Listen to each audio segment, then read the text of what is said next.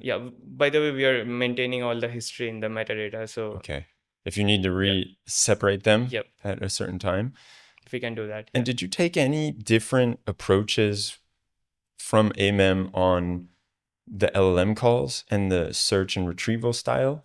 Yes, in from a-mem, I mean, they just had a simple prompt where at the time of inserting a memory, they used to process it first and then insert.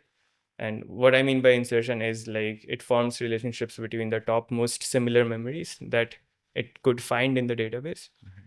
Um, and at the retrieval, it just used to take the query and then just take the query and do a semantic search on the topmost. And it takes the topmost k memories and also goes one level deeper, because now we can see for all of those top k memories what are the other connected memories, and you just take them also into account. Okay. Obviously they will be like less similar to the original query that you have.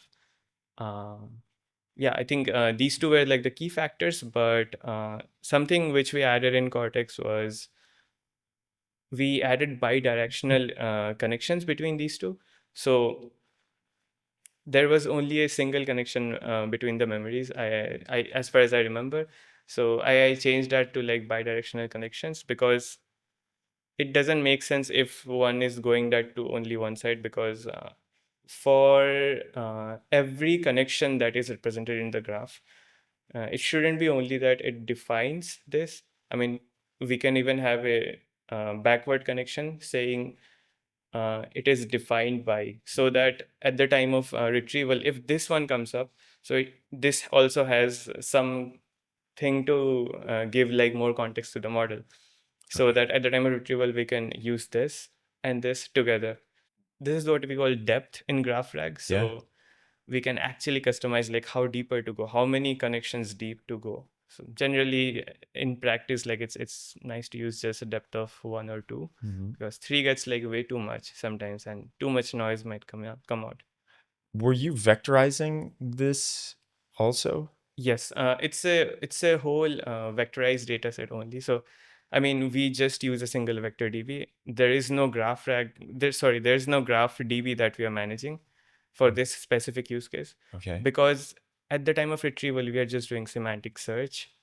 So yeah. there's that. And by the way, what I'm talking about right now, that was like the intermediate part of Cortex, like when it was like just coming out and I was experimenting there. Oh, there's a V2? Yeah, there will be improvements on top of it. Yeah. All right, let's talk about that a little bit. Sure. Yeah.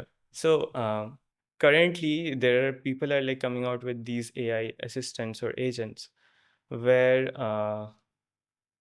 they have to do multi-domain tasks. So the domain is not really connected to each other. It can be connected somehow. It might even not be connected. So let's say you have ChatGPT right now, right? Or like any sort of AI assistant which you use to ask for a lot of different things. Now, it can be about your work, it can be about your personal life, or it can be somewhere in between, because your friend might be working as a coworker for you. There has to be some sort of distinctions or like collections, I would say, that we currently automatically have as a human in our mind. And we know how to separate them and also like sort of form connections between them. So I kind of visualized this and I like did some research on the same, that this is sort of like hierarchical collections. That's what we are like going towards right now. So the existing systems, whatever we are like seeing in the AI agent space for memory, we're only focusing on the flat memory structure. That's what they're calling. So what happens in the flat memory structure is there is no sort of like hierarchy or